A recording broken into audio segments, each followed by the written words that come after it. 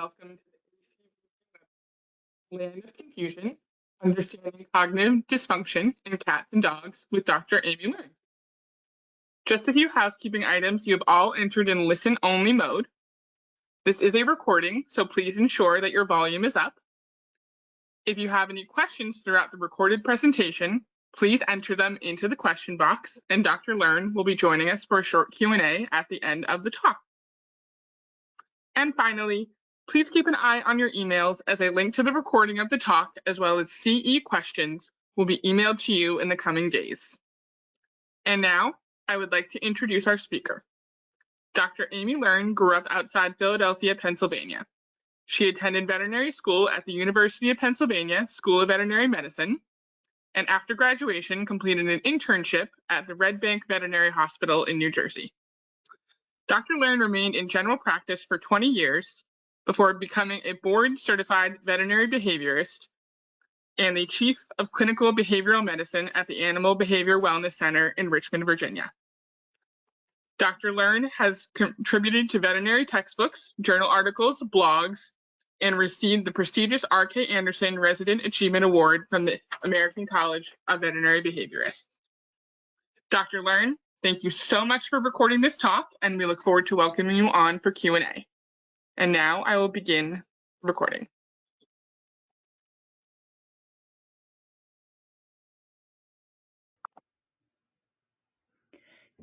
Today we are journeying to the land of confusion. Together, we will learn how to understand cognitive dysfunction in cats and dogs. We all know what middle age or over the hill is for people, and as a human's life expectancy is increasing, that idea changes. For most dogs and cats, middle age is considered approximately 7 to 8 years. Large breed dogs may reach middle age a year or two earlier. That means that there are over 30 million middle-aged dogs in the United States. There are also almost 40 million middle-aged cats in the United States. And as our pets pass middle age and move into their senior years, we can see sensory decline, cognitive change, physical health changes, and limitations in mobility. We want to help them with these changes, and like any illness, trauma, or infection, the sooner we identify the problem, the better we can help them. We know that sensory decline to some degree is common in older pets. We experience it too. You can't see me, but I've got on my granny glasses, and I just ordered an echo stethoscope to amplify the sound so that I can hear what I need to on auscultation. What we don't know is how our pets respond or how they interpret these changes.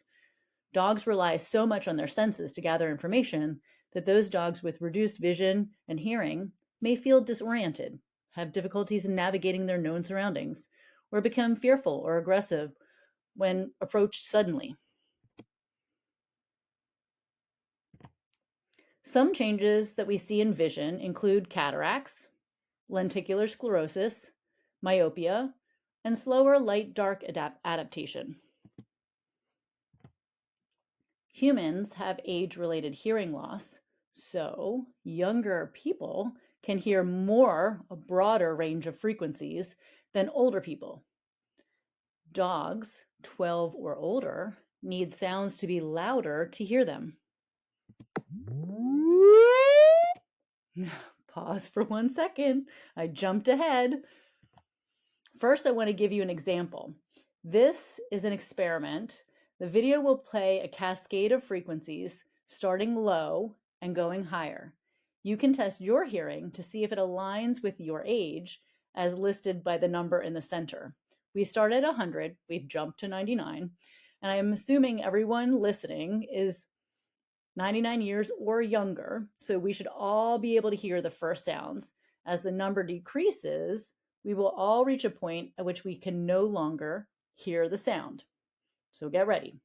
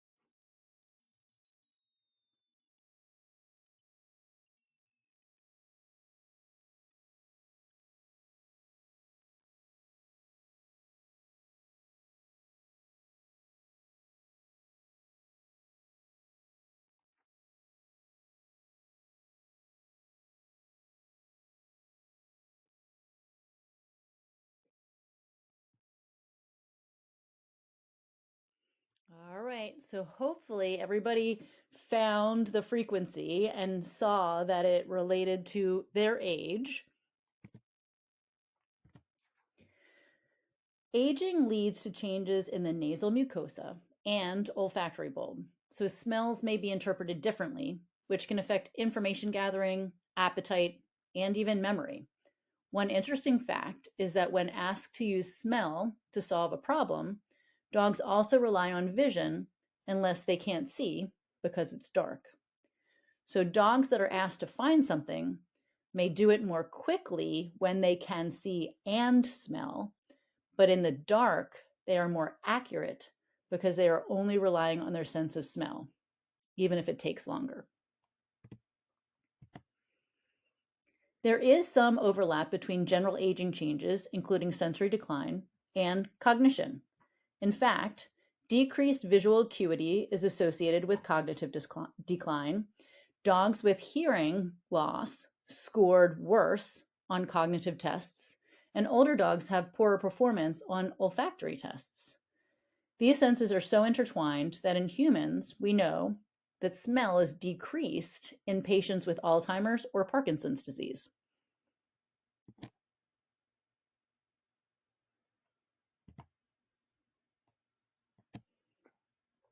Before we explore cognitive dysfunction, it may be important to first explain what cognition is from a dog perspective.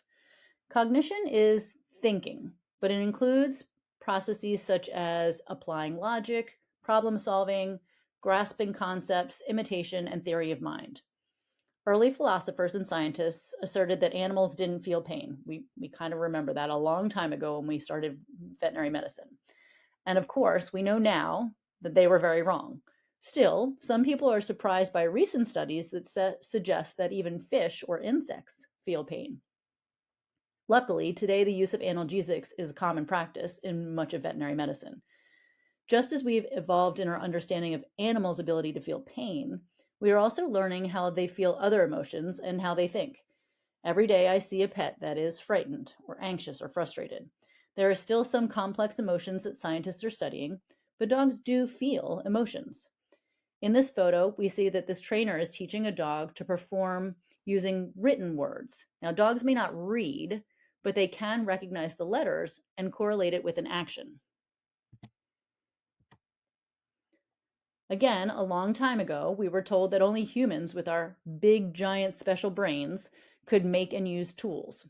Once again, we learned we were wrong, and many animals, including insects, birds, and mammals, make and use tools. We now see dogs learning through imitation, demonstrating an ability to read and count, and performing cognitive tasks such as object, shape, and color discrimination. There are many cognitive laboratories all over the world that study cognitive thought in non-human animals, and I've listed 2 of them on the screen. In this photo, the dog is learning how to discriminate numbers of objects, comparing a real task to a printed sign, and then is reinforced for choosing the correct number. So what really is cognitive dysfunction? And we can call this CDS for short, because we're going to be saying this a lot.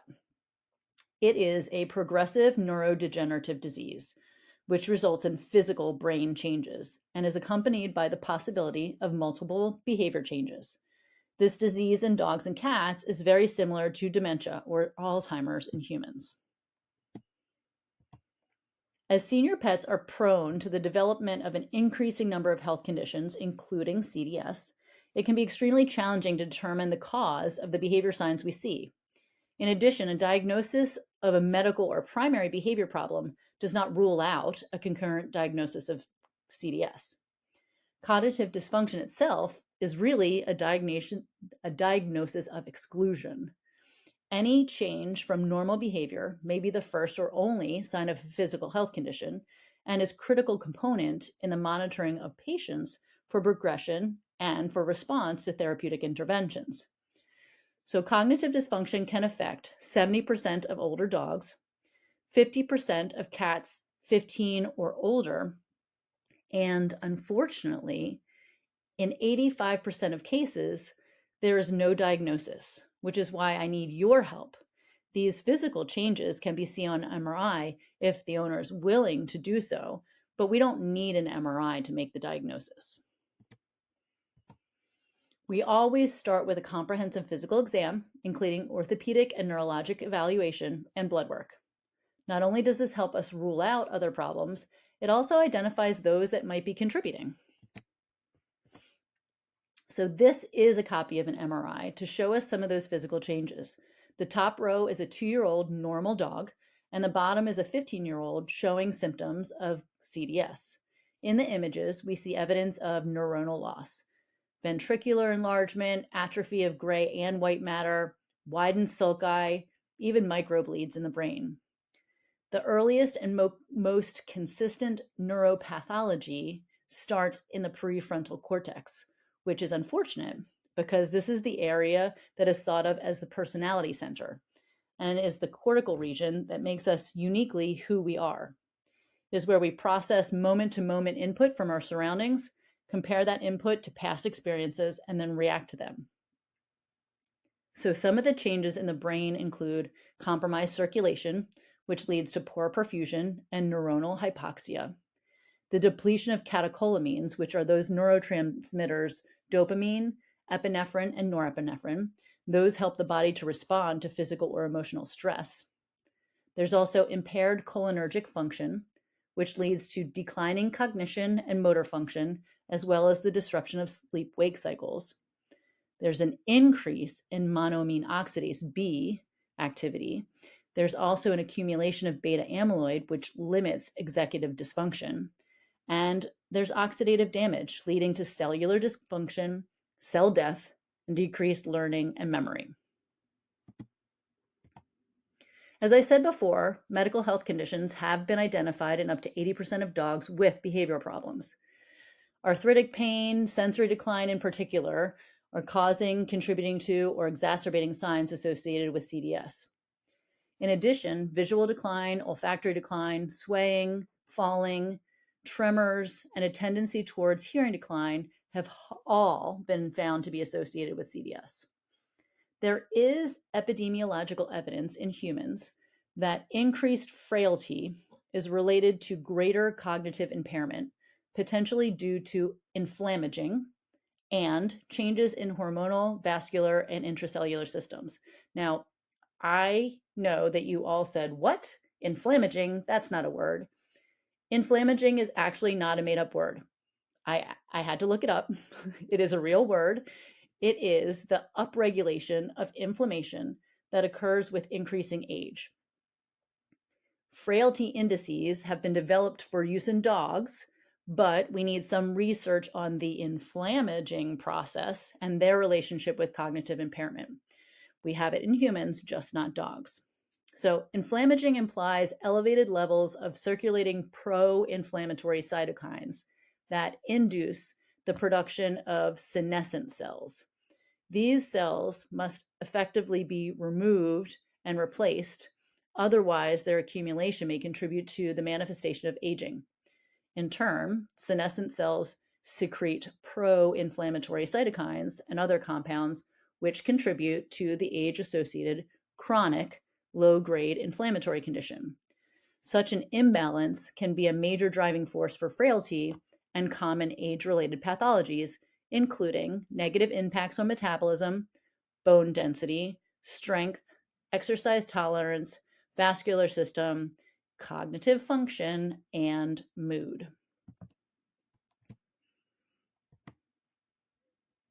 Aside from a pet parent history, a veterinary examination, including the neurological, sensory, pain, mobility, and blood pressure examination, diagnostic tests as determined by the presenting signs, medical history, and physical exam findings, we also have some CDS evaluation tools to help some behavior changes that pet parents may see.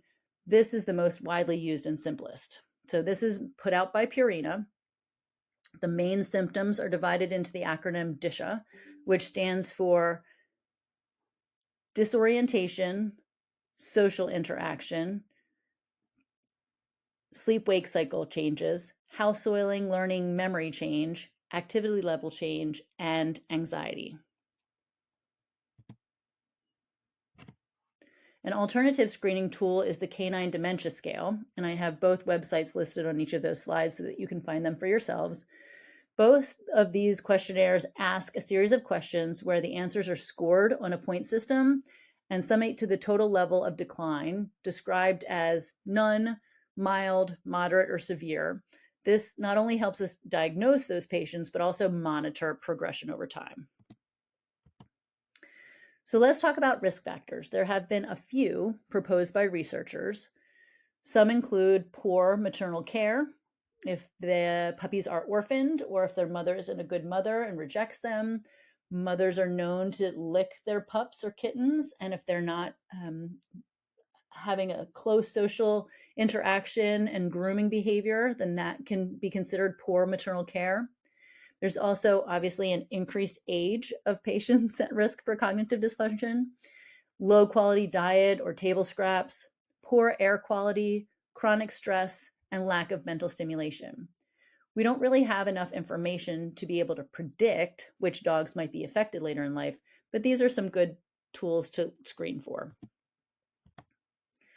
Now we'll go through the recognized symptoms of cognitive dysfunction individually.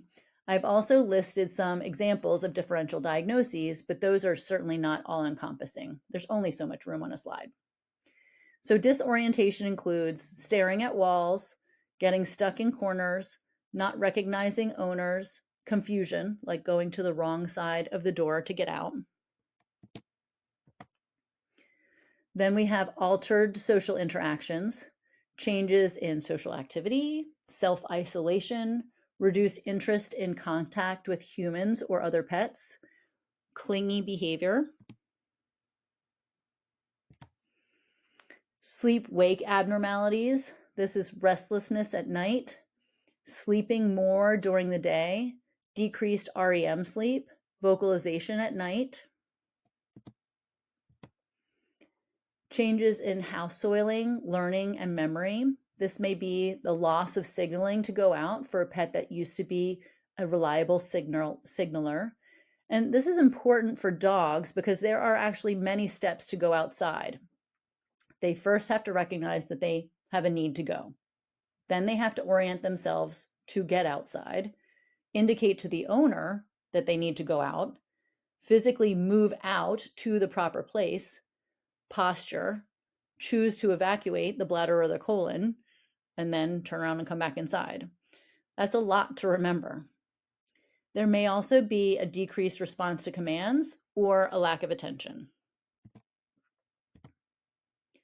For changes of activity, there may be decreased activity, decreased enjoyment, aimless wandering or restlessness, or even repetitive behaviors.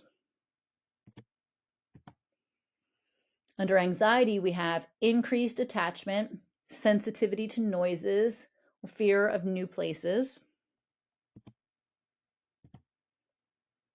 And then we want to mention our cat friends because they can have cognitive dysfunction as well. For cats, the acronym is actually VISHDAL, so a little bit longer, and that includes vocalization, alterations in interactions, changes in sleep-wake cycle, house soiling, disorientation, changes in activity level, anxiety, and then problems with learning and memory. According to the research, 28% of cats that are between the ages of 11 to 14 and 50% of cats over 15 were found to show signs of cognitive change. Client education and thorough historical investigation is important because in one survey, 75% of pet owners reported that they recognized signs of cognitive dysfunction when asked, but only 12% of them volunteered that information. So I don't know how many of you were reading those slides closely, but in some of the differential diagnoses, there was pain listed for every single one of those symptoms. It is also one of the most common symptoms that older pets have pertaining to some type of health condition. I also feel strongly that many of our older pets have some degree of pain that is just accidentally overlooked. Sometimes it's hard to notice. It's very difficult to know for sure that dogs are completely pain-free. And I think we need to spend more time identifying what pain might be present.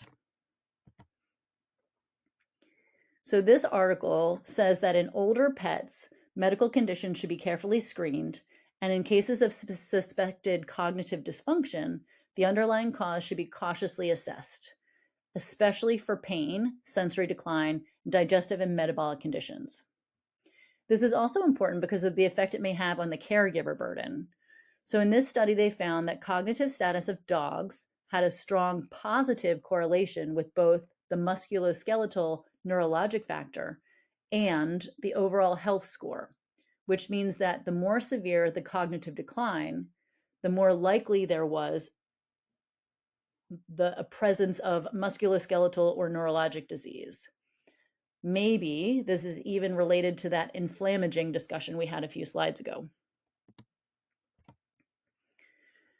So just like pain affects everything in the body, I want to switch gears just a little bit and mention the microbiome. The microbiome is defined as an ecological community of all commensal, symbiotic, and pathogenic microorganisms found in an ecological niche. This affects the immune system, the gastrointestinal system, urogenital, cardiorespiratory, and behavior systems. It is crucial for maintaining homeostasis and regulates those neurotransmitters. The neurotransmitters are important to me, to us, because they are the one thing that I can regulate to assist behavior change. And you can see from this slide that the microbiome communicates with the central nervous system in three major ways. There's direct activation of the vagus nerve from the enteric nervous system to the central nervous system, production of or induction of various metabolites that pass through the intestinal barrier and into the circulatory system, where they may cross the blood-brain barrier to regulate those neurological functions. And then there's micro-associated molecular patterns and metabolites that are produced by the microbiota, all the organisms that live there. And those can signal to the immune system. Immune cells, and particularly the cytokines, can influence neurophysiology. So the blood-brain barrier is a good thing. It keeps things that we want to stay in and keeps toxins out. But a pro-inflammatory state in the gut can damage the blood-brain barrier and allow toxins into the brain.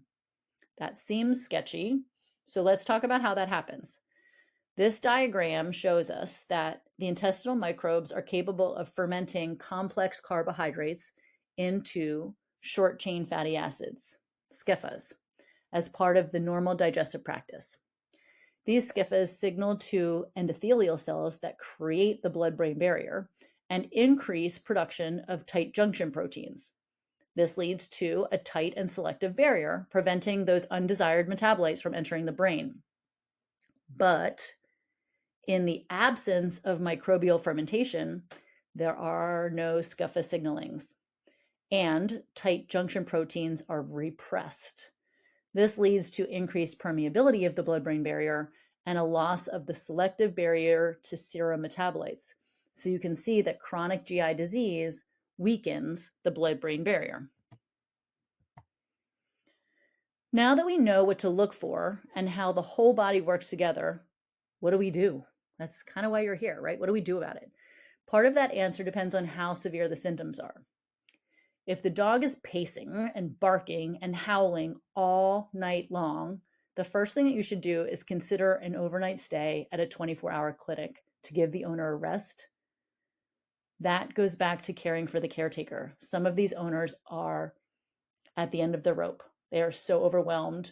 They are so sad about their pet's decline, and they just don't know what to do. So we want to first get things back a little bit to normal so that they have the bandwidth to be able to help. Otherwise, our main goals for therapy in our pets is slowing the progression, providing neuronal support, and increasing their quality of life. So considerations for change are to allow the declining pet to engage in species-typical behaviors safely without pain and discomfort, keep the pet and the family safe, and remove reinforcement for undesirable behaviors. A predictable routine helps to ease anxiety because everyone's on the same schedule and knows what to expect. ramps, or steps, along with non-skid surfaces and soft orthopedic beds, help our pets get around with autonomy and eases some of those sore spots. It's very important not to disturb them when they're resting. They may not be able to rest well, and we all know that we should let sleeping dogs lie. They may not hear you, they may startle more easily, which could be painful or even stressful and lead to aggression. Night lights and baby gates may help them be safe when they can't see well or prevent them from stumbling, especially down the stairs. Some pets that have trouble getting outside to eliminate may learn to use an indoor potty area reliably. And even if they're going to the bathroom in the house, if they have a specific potty area, at least you know where to find it and it's not a surprise somewhere else. The basic definition of enrichment is something that improves the life of an animal. Environmental enrichment could include allowing the animal to have more control over its environment, presenting a problem to solve, providing an outlet for behavior needs like finding shelter or foraging, reinforcing or rewarding exploration, or increasing social interactions. However, it's important to also consider the pet's limitations, especially in these older individuals. Other possibilities to consider for mental stimulation are stroller walks for gathering sensory information from the outside world, mental stimulation with food puzzles, allowing social interactions with family members, passive range of motion exercises, massage, slip-resistant surfaces, and even nose work. There was a recent study on enrichment and brain aging. The participants in this study were divided into 4 groups. One group was fed regular dog food and had no enrichment. Group 2 was fed regular dog food with an enriched environment. Group 3 was fed a special fortified food with anti-aging complex ingredients, but no enrichment. And group 4 was fed a special food and received enrichment. After 1 year, so they followed these dogs for a pretty long time. After 1 year, the dogs were tested with 2 special cognitive learning tasks. The dogs in group 4 that received a special diet and enrichment scored the best. This means that supporting your dog's brain with mental stimulation, exploration, and encouraging them to use their senses and solve problems keeps them younger longer. Another recent study evaluated the use of weekly training classes to slow down these cognitive changes. The class consisted of 4 weekly 50-minute sessions with a group of 2 to 6 dogs. They did it a few different times. During the classes, owners were educated on a bunch of things, including aging changes in senior dogs, cognitive dysfunction, veterinary care for senior dogs, the fundamentals of positive reinforcement-based training, environmental enrichment, keeping a routine, and how to address some of that nighttime waking and house soiling dilemma.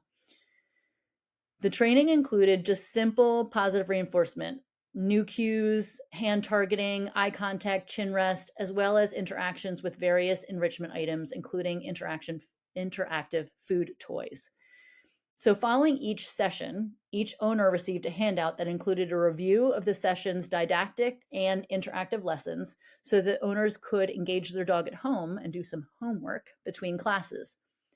The most impactful finding of this present study was that dogs in the class group did not have a significant progression of their CDS signs, whereas dogs in the non-class group did have a negative progression, meaning they showed more signs of cognitive dysfunction. So this finding suggests that positive changes in long-term outcomes are possible with the participation in the senior dog classes.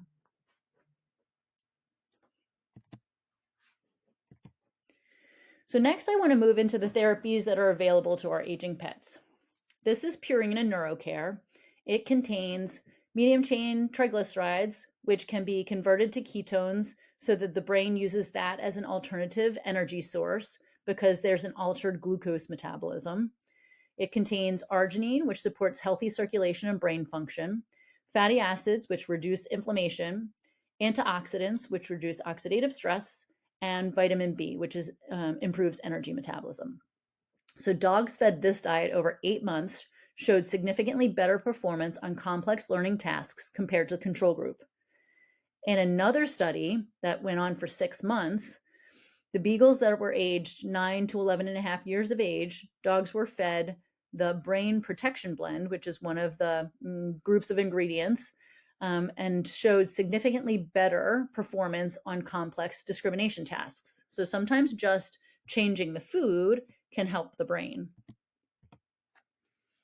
Hills makes the BD diet, which has shown to improve the signs and slow the progression of cognitive decline. It is supplemented with omega fatty acids, antioxidants, and alpha lipoic acid and L-carnitine, which are intended to enhance mitochondrial function. This was actually the special diet that was mentioned earlier in the special diet and enrichment study, where the group showed a dramatic decline in cognitive dysfunction.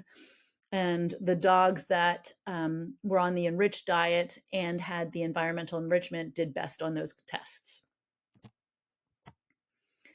So pheromones are things that I also consider. They are species-specific chemical messages.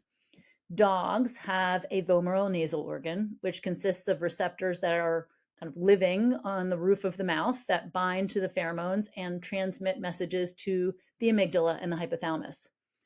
Mother dogs produce this chemical between the time period of birth and weaning, and it tells the puppies that they're safe.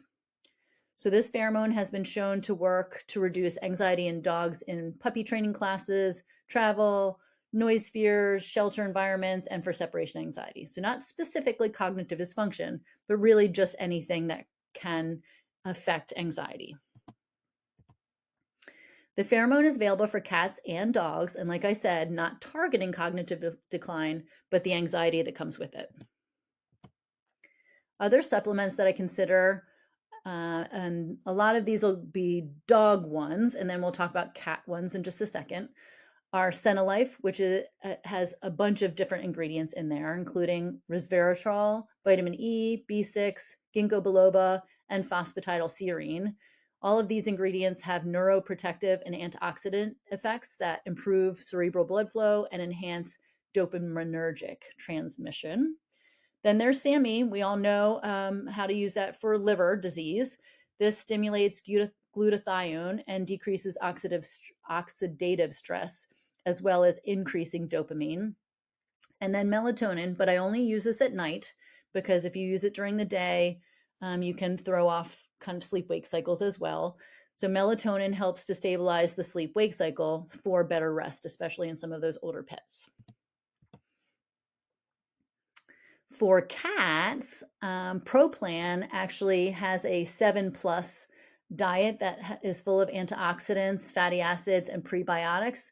You could also consider something like JD that has antioxidants and fatty acids in it.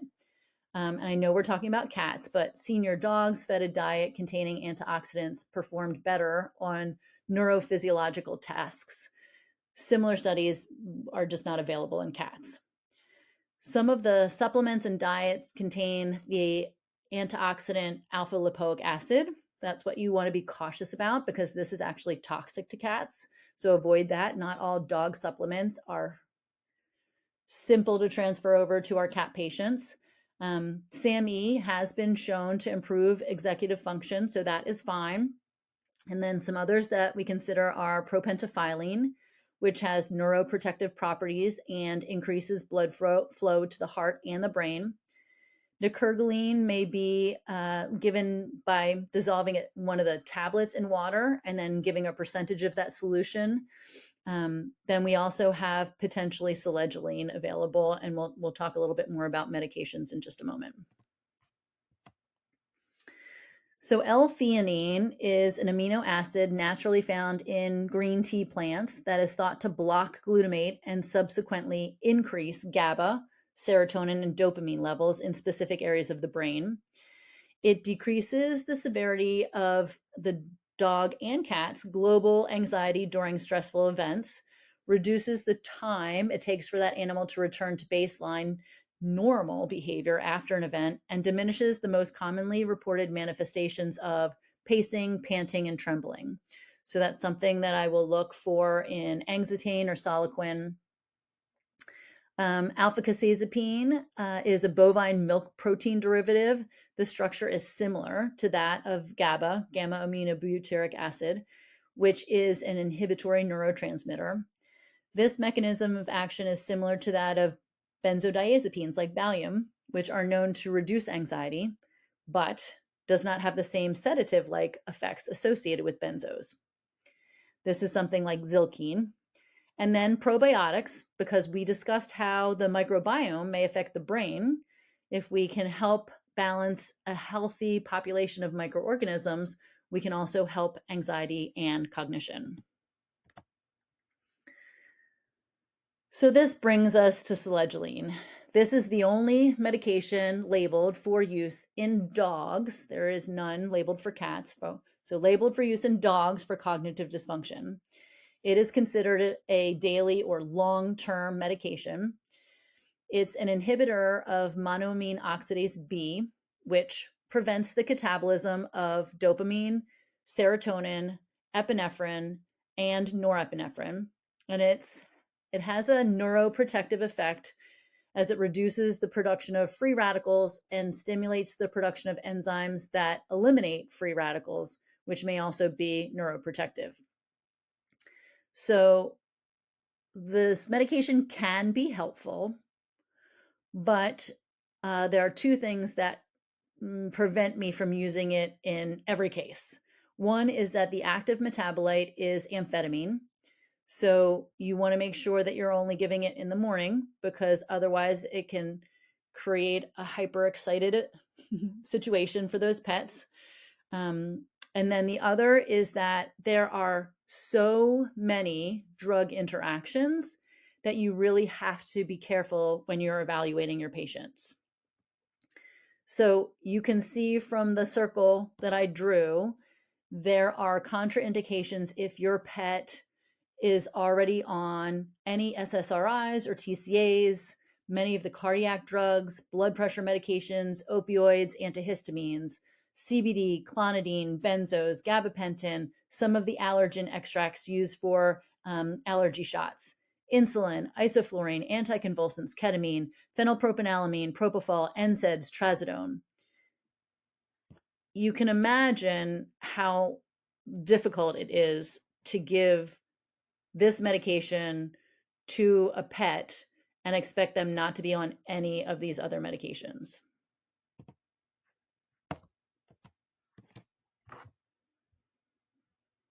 Okay, so if we're not going to use selegiline, what are we going to use? Because selegiline is considered a long-term medication, I look at other long-term medications, not so much for cognitive decline. Most of the time I'm using some of the supplements that we mentioned already, but the other long-term medications that we can use are to help relieve some of that stress and anxiety that is seen in pets that are suffering from cognitive dysfunction. So long-term or baseline medications are not meant to be used as a sedative. They should not change an individual's personality.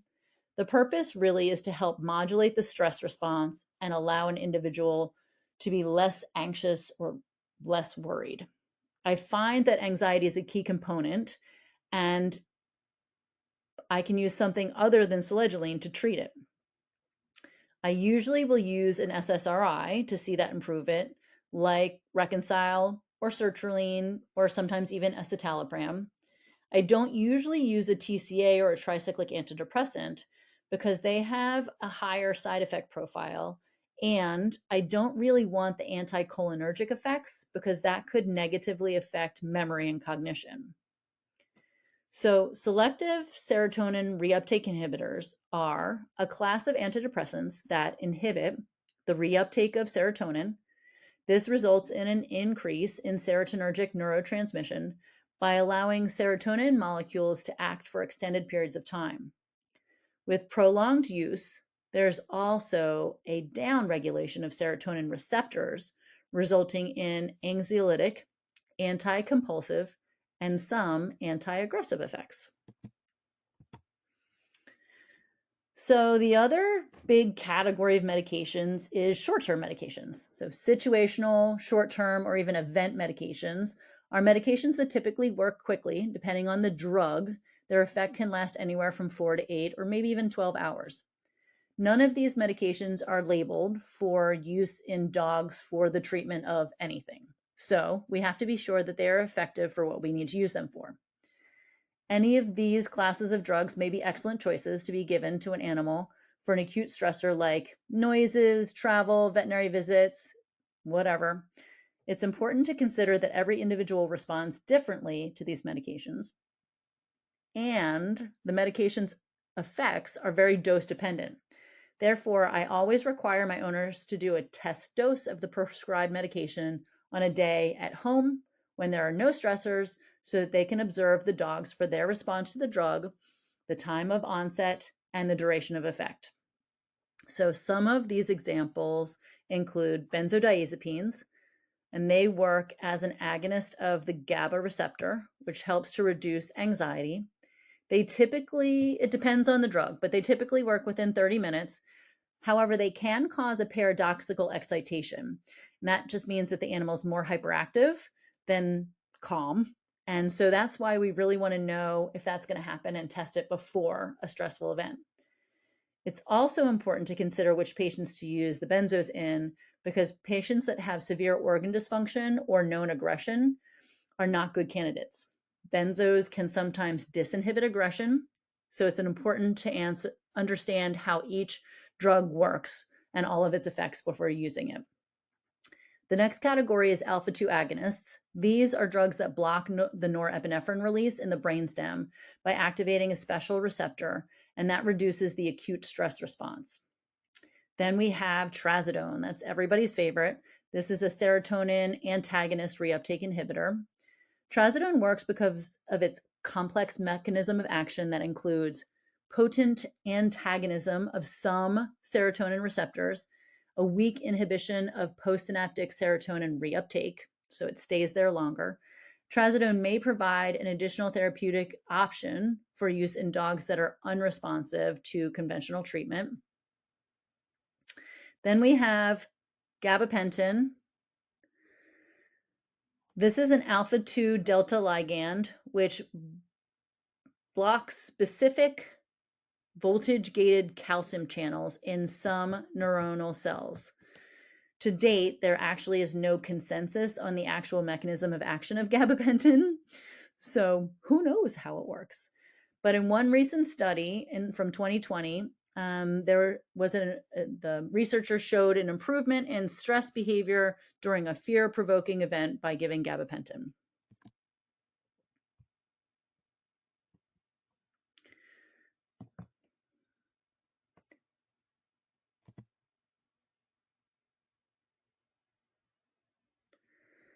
So if we have worked out a treatment plan, we have to make sure that the patient will take the medication we prescribe.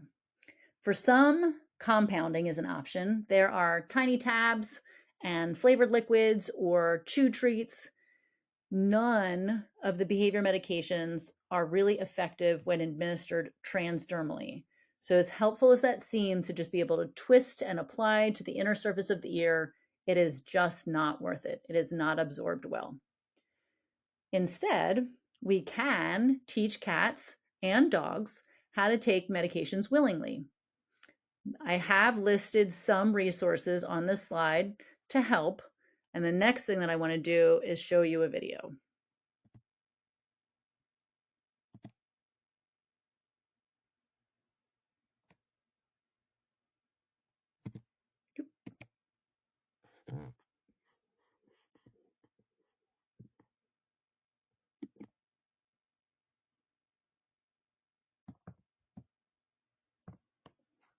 So this little kitty cat is eating some moist food from her dish. There's also a syringe nearby that has more moist food in it. So we're eating out of the dish, we're eating out of the syringe, we're getting used to that pattern. So now the human parent is putting a little piece of kibble in the pet pillar and allowing the cat to explore that on her own. Now she's eating the kibble off of the pet pillar. We're going to do this a few times.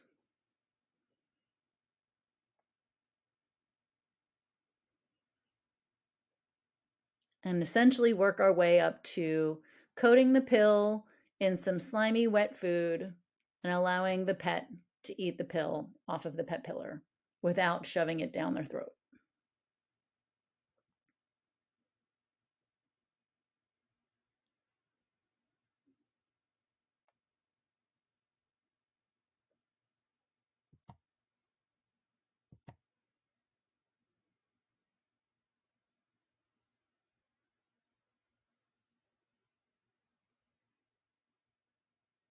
You can see that she's not distressed. She keeps coming back for more, and this is a fun game because she loves her food.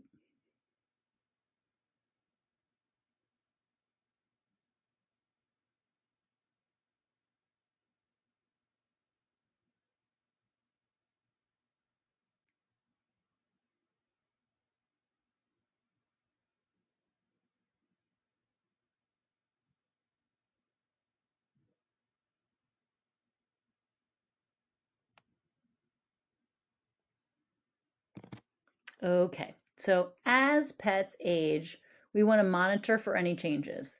This may mean sensory decline, health concerns, including pain, and changes in behavior. We want to screen for any cognitive change. We also want to modify the environment to help them navigate with confidence and provide mental stimulation. Then consider diet, supplements, or medications to help reduce anxiety or improve cognition.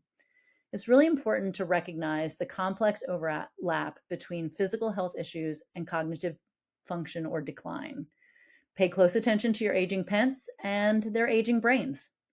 There's, in fact, a whole section on older pets and cognitive decline in the new edition of Landsberg, Behavior Problems of the Dog and Cat, that discusses all of these conditions in detail. I think that's a really great resource for everybody to have. So thank you all for attending this lecture, and I am happy to take questions at this time. Thank you all so much. And now we would like to welcome Dr. Amy Learn on for Q&A. We do have a couple questions in the box, but I would like to encourage anyone, if you have a question for Dr. Learn, to please put it in the question box at this time. Dr. Learn, you are just muted if you just want to unmute yourself. Sure, that makes sense. There we go. Thank you so much. That was a terrific lecture. Okay. All right, just to get started, first question, can you recommend additional resources and or research related to feline cognitive decline and mitigating symptoms? There seems to be a dearth of information, but wanted to know if you knew any studies that's their primary focus. Absolutely. So you're right. Unfortunately, I feel like this is true in all of the topics that we talk about. Cats are an underserved population. We know a lot more about dog behavior and dog research about behavior than we do in our cats.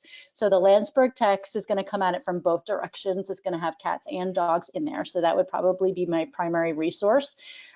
Most of the papers on cognitive dysfunction in cats are going to be Gary Landsberg papers, and I can get a list of sources to Leslie to put up on the website, the DACVB Facebook page or something like that, so that you can have some of those in there for anybody that wants to pursue looking at them.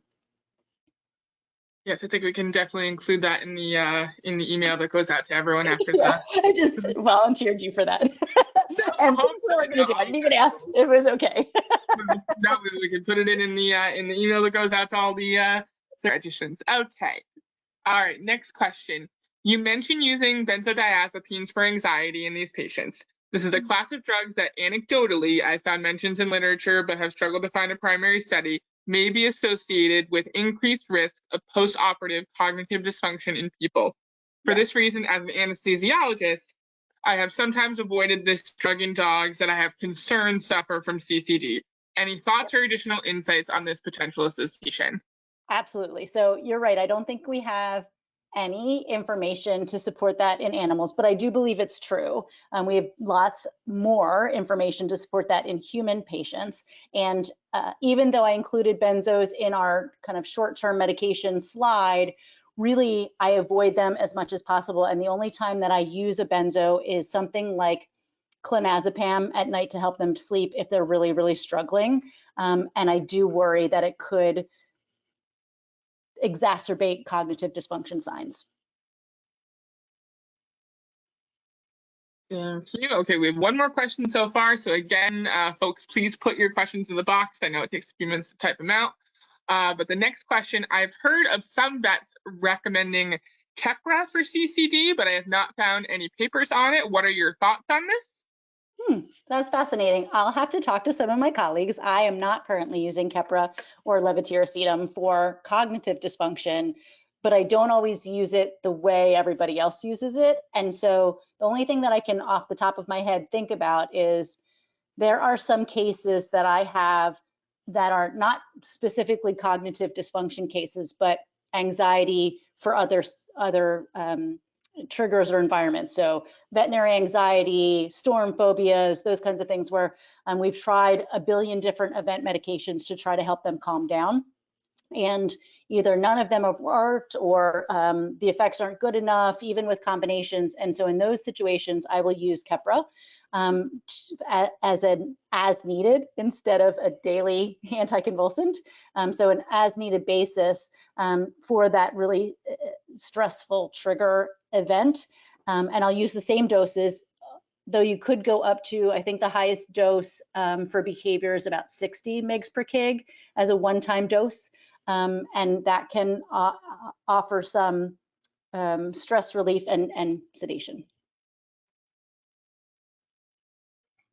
All right, thank you so much. We're just going to give it one more minute. I'll just give it one last chance for folks to get their questions in.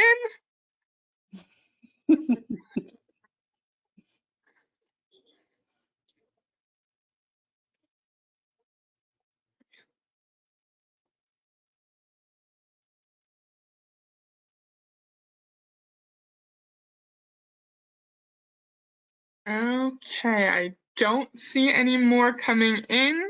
Dr. Learn, I want to thank you one more time for that terrific lecture and coming on and joining us here tonight. Folks, just one more reminder, please look out for your email. There will be a recording to this talk, the CE questions, and we'll also get that list of resources out as well. Thank you all so much again, Dr. Learn. Thank you again, and everyone have a wonderful evening. Thank you so much. Bye now. Thank you.